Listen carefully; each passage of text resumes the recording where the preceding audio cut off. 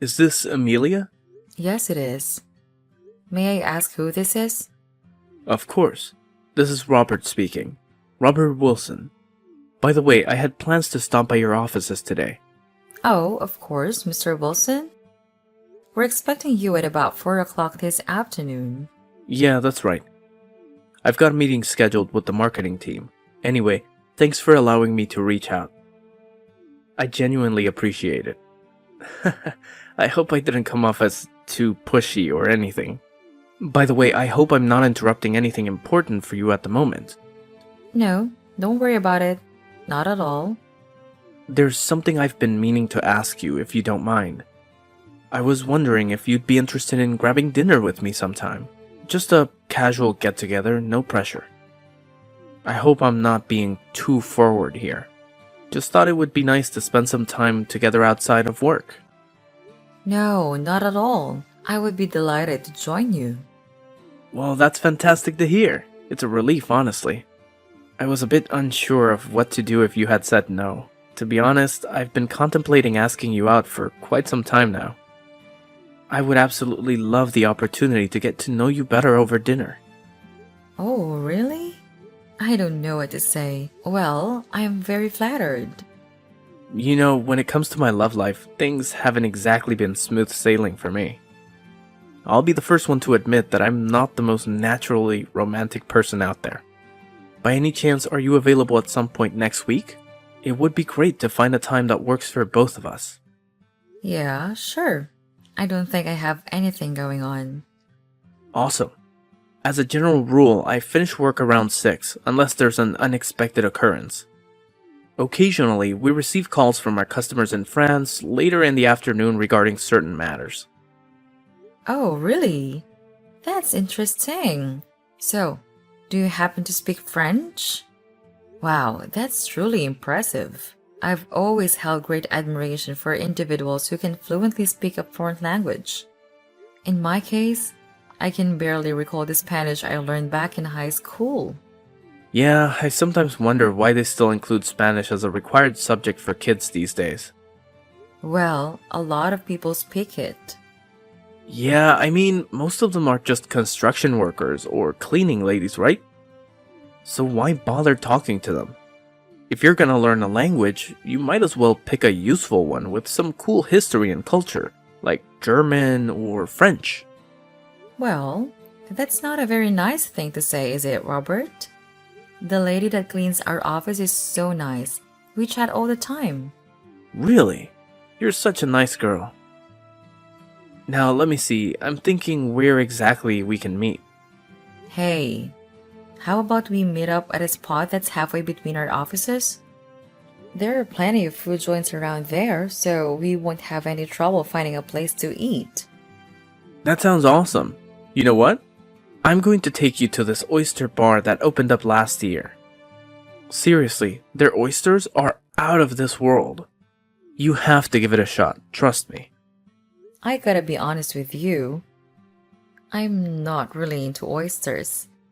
Raw seafood just doesn't do it for me, you know? But hey, no judgment if you're into it. Personally, I'm more into cooked meat or fish. Mind if we go somewhere else instead? There are tons of awesome places with delicious cooked food that we could check out. I hope you're not talking about burgers and fries. Oh, it seems like oysters are off the menu, huh? But hey, there's a great Indian spot nearby that I know. Not too far from here, actually. It's a bit of a walk from your office, so why don't I just swing by and pick you up? Indian? I gotta admit, Robert, I haven't really tried Indian food before. I'm just a regular all-American girl with simple preferences, like meat and potatoes. I guess so. But listen, why don't we just go to the Indian place? Trust me, you're going to love it. Well, I'm not too sure. To be honest, I'd be just as happy with a delicious pastrami grinder and some crispy fries. There's this super cozy place I know. No way we're hitting up a diner. Are you joking? The cleaning crew for this building is all about those diners. Hey, I gotta rush to a meeting, but I'll hit you up later about our meetup spot. I'll make sure to book a table for two at the Indian joint, alright? Well, but... Okay, sure, thanks. I think I can actually pick you up in my car on the day. See you then. Thanks for the dinner the other day. I had a great time. Did you like the food? Yeah, it was nice. I can't say that it was my absolute favorite, but it was an experience. See, I knew you'd like it. Listen to me and you'll be fine. Well, thanks for taking me. No, I should thank you. I'd been wanting to ask you out for a while. I had a really great time. Can we do this again sometime? I was thinking that this time maybe we could go out to the Hamptons, spend the weekend. My family would always vacation there when we were kids. We can stay at their place. No one's there now. Ever been? No, I haven't. I've only seen the ocean a couple times. Well, that settles it then. The house, next weekend. Hey. I was thinking maybe we should take things a little slower. I mean, I don't know. Why don't we have dinner a couple more times together? You know, get to know each other a bit more. Plus, you know, you're the CEO of a firm that we do business with. I just feel like we should ease into things. No need to stress about it. What we got going on is just between us, you know? And when it comes to getting to know each other, I think we did pretty well during that dinner the other night. But hey, what could be a better way to bond than spending the whole weekend together in the Hamptons? The beach and landscapes are seriously epic. And guess what? My parents' house is right there, with an insane view of the ocean. It's the perfect spot to chill out, unwind, and enjoy a nice bottle of wine. I don't know how to say this, Robert, but I think you're super nice. But I don't think I'm quite ready to spend the night together. Sorry. I don't know how else to say it. Oh, that. Right. Don't worry about it. My dad's place out there has a guest room for you can stay in. I'll sleep on the couch in the living room. We'll have a great time. All the tourists are gone this time of year, so we'll have the beach all to ourselves. And the restaurants that are open year-round are the best. Well, I guess. Great. Listen, it's best if we get an early start. If you don't mind, I can pick you up at around 7:30 in the morning. Okay. Is there anything I should take with me? I've never been out there. Just your cute little self. No, just kidding. Not really. We can stop by the supermarket and pick up some food. I think my dad keeps the place well stocked with alcohol though, so we won't want for that. Oh, well, I'm not much of a drinker anyway. No? That's a shame. Dad is quite the wine connoisseur and has a lot of good wine in the house. When we get back, you'll be a drinking lady for sure. There will hardly be anyone around this time of year, so it'll just be you and me. Yeah, that should be nice, I guess. Alright then. I'll call you midweek to check up on things, okay? Okay? Okay.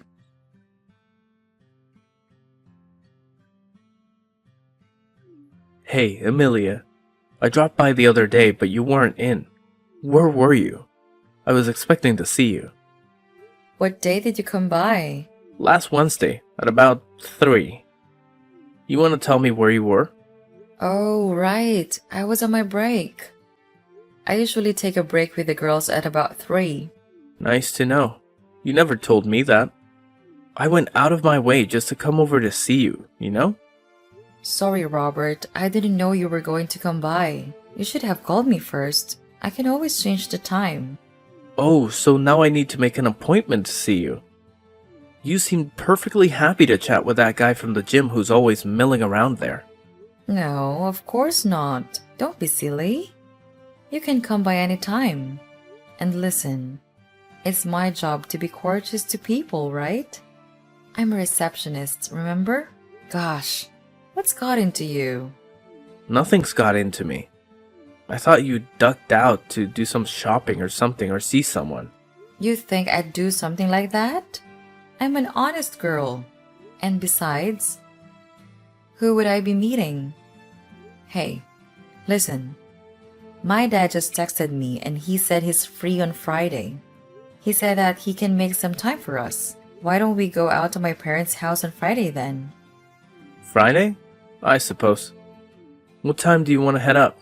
Well, it's way up near the Canadian border, so it's probably a good 4-hour drive from our city. Wow, what was it like to grow up in a place like that out in the sticks? I can't even imagine. I'd be bored to tears. Do you guys even have the internet way up there? We have the internet, Robert. We have everything we need to live a good life. Nowadays, I love going back and walking in the woods or going fishing with my dad. The people there are so independent. Well, I suppose they're not all that independent if they're happily accepting federal money to prevent the place from going down the drain, huh? But hey, listen, is Friday really a good day? I mean, doesn't your dad have work? He's going to take a day off just to meet us? My schedule's pretty flexible, but... Oh no, it's no problem. He works from home and he can set his own schedule, so it's no problem. My mom? You love her. She's so sweet and easy to talk to. My dad's quieter, but he's really friendly. I'm still going to get nervous, though. I'm the one who has to ask for your hand in marriage. They know we've been seeing each other for a year now. I don't think they're exactly going to be surprised. Trust me, it's going to be fine. Try to enjoy yourself while we're there. Have you eaten fresh venison before? I'm pretty sure that Dad is going to have shot a deer, and that's what Mom will serve up for lunch. Along with other stuff, of course. You're going to have venison? Trust me, you'll love it. If you like steak, then you'll like venison. So can you pick me up at South Station at 8? Sure, that puts us right around lunchtime. Yeah, I'm really excited, Robert. You're finally gonna meet my parents. I just know you're going to have a great time.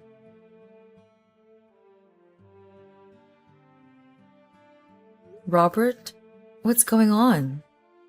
You haven't answered my calls at all. Oh, hey, sorry. Listen, I'll get right to the point.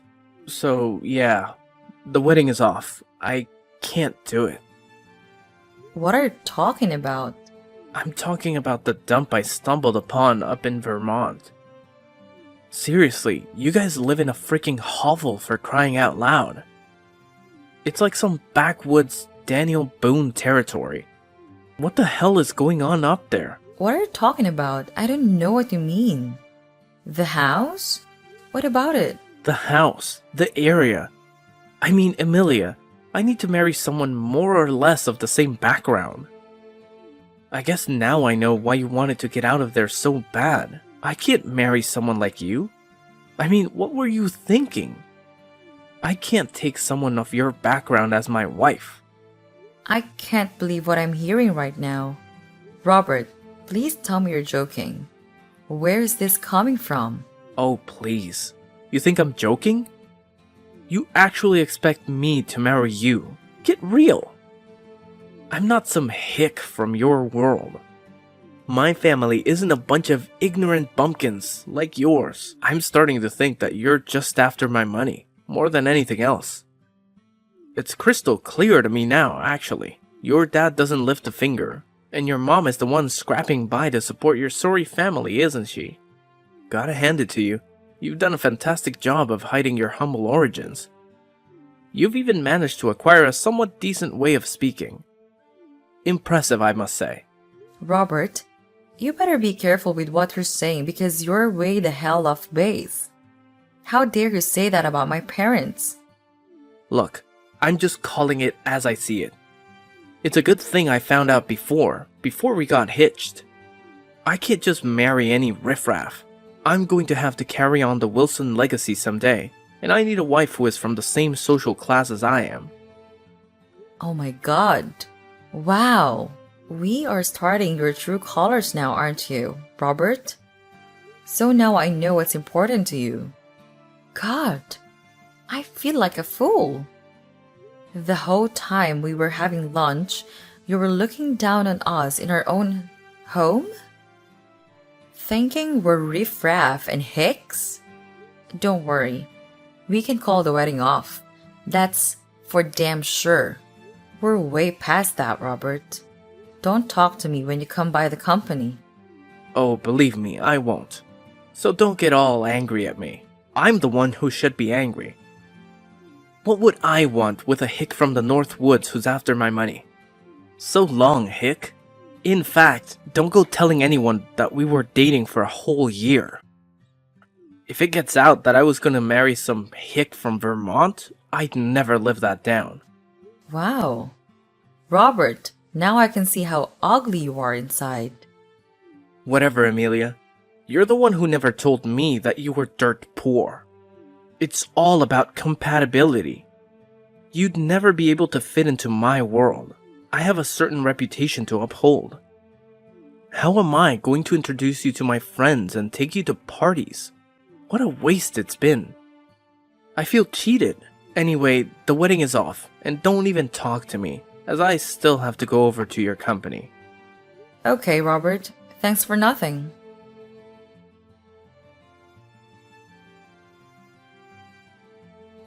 This is Mr. Davis, Amelia's father. I'm sorry for contacting you out of the blue like this. There are a couple of things I'd like to clear up. Sir, I've already spoken to Amelia, and the wedding is off. I've nothing further to say to anyone about it. I understand that, but there are just a couple of things I want to tell you, in fairness to my daughter.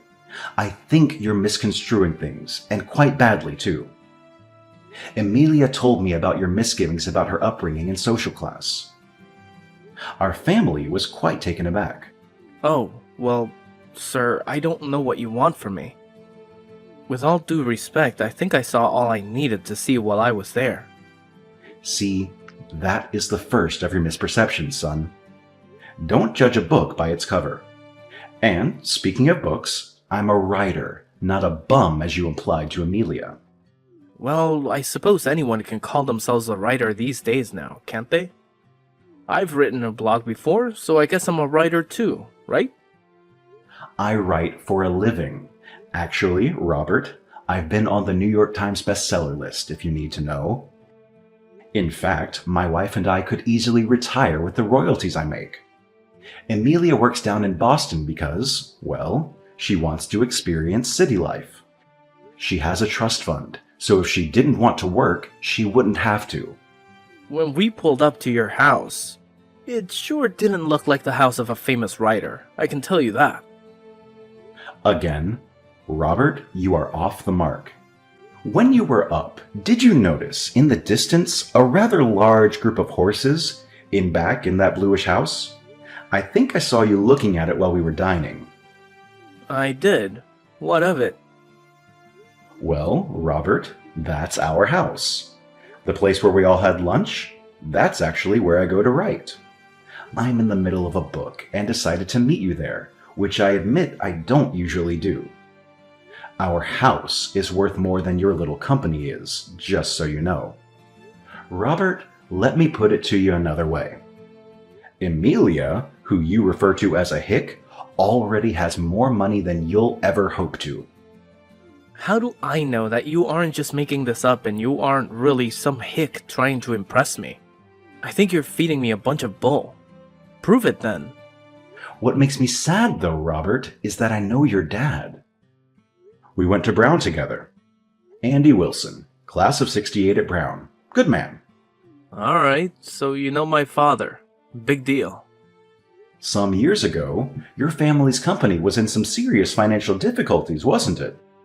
Well, you'll recall that your company received some 11th hour financing that kept it from bankruptcy. I heard our finance team put it together. I was a student then, so I don't know the details. But how do you know this? How do you think I know this? Robert, there is a lot that you don't know. Ask your old man. Tell him you talked to me, Andrew Thomas. And please, just give him my regards. Hey, Amelia. How are you doing? You want to know how I am doing? It doesn't take much imagination to know how I'm doing after the other day. Hey, look. I'm really sorry about the other day. I was way out of line. I don't know what to say. Actually, your dad called me after that. My dad? He called you? Yeah, and it looks like I made a really big mistake. You know, calling you a hick and making fun of where you live and all. I had no idea that your father was a famous author. Well, his books have been translated into 25 languages and are used in curriculum in colleges. The royalties sure do add up. Actually, it turns out that he loaned my dad money a while ago when our business was in trouble. I didn't realize how much money he loaned my dad. Not even the bank would have financed that much. I had no idea. Did you know that? I was faintly aware of it, I suppose. Damn. Wow. I guess I really messed up. Listen, I don't know what came over me then. I'm so sorry. Your prick is what came over you. Hey, come on. I really am so sorry. Can't a guy get a second chance? Oh, a second chance, you say? So you can swoop in and marry yourself a little daddy's girl with a fat wallet? Dreaming of that luxurious life, are we? A fancy chalet, hitting up J Peak and all that jazz, huh?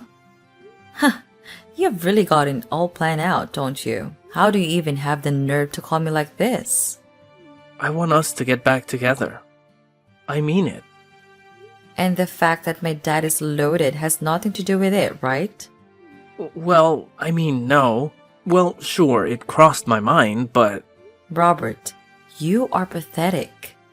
Listen, I wouldn't marry you if you came crawling up to Vermont all the way from Boston. The only connection we have now is that your father is in hock to my family for more money than you'll ever make in your life. And I think you actually thought I lived in a hovel, as you put it. You better pay us back every cent we lent you, or you and your family will be living in one for real. Hey, take it easy. Why are you so angry? Are you stupid as well? You disrespect my family after dining in our house. My mom spent the whole morning preparing lunch for us with the deer my dad went out and shot himself. They were so nice to you, and then you turn around and insult them. You don't even have the guts to tell me face to face. You know, I should have listened to that voice inside me. There were so many signs along the way that this wasn't going to go right. What do you mean? What do I mean? The demeaning things you said about where I'm from, about people who aren't like you. The way you would accuse me of meeting people when I was just on break at work. All those things just scream insecurity. I was just kidding around. Just kidding around. Right. But not just that, Robert. Asking me to spend the night at your parents' place in the Hamptons, which they should have sold to pay us back, when they weren't there, and lying to me about the guest room that wasn't there either. I didn't think it would be such a big deal. I can't believe you're bringing all of this up. That was such a long time ago. In your mind, maybe? But all that lodged in my mind, and I really should have paid attention to my gut feeling. I feel like such a dolt for not trusting my own instincts. But you know what? Thanks to my dad's random decision to have our little meet-up in his writing den, I managed to snap out of it. If we had met in the regular house, I would have gone ahead and married you, making the dumbest mistake of my life. It's pretty hilarious how little things can completely change the course of our lives, right? That fact that my dad is in the middle of writing a book and decided to have lunch in his den what would save me. Come on, Amelia. I don't know what came over me then. I didn't mean all that. I was having a hard time at work. There you go again, trying to spin things your way. I'm not going to fall for it. No wonder you were so desperate to ask me out that first time. You probably couldn't get any other woman to go out with you. They also threw you to see that you were a loser. You don't have to be such a witch about it. Okay, you're rich. You're still a witch. Yep, I sure am. And I'm going to curse you to damnation. I think I'm going to ask my father to speed up the repayment schedule that your daddy has to pay us back. Yes, Robert, I know about these things. I majored in finance, remember? And my dad will listen to me. You're not going to do that. Oh, but I will. Don't worry. You'll probably have to sell your house and maybe try living in a hovel for real. You just try that and see what happens. Oh, Robert, stop with the threats, you peasant. You won't have a pot to piss in come next hunting season. No venison for you. And one last thing. All the girls in the office think you're a loser. Let that sink in. Bye now.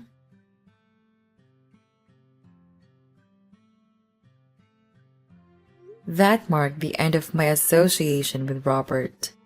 Eventually, both his company and his father had to accelerate their payments to settle their debts with my father. It turned out they had been lagging behind on payments for quite some time, despite enjoying vacations in Florida and Costa Rica. Something we discovered later.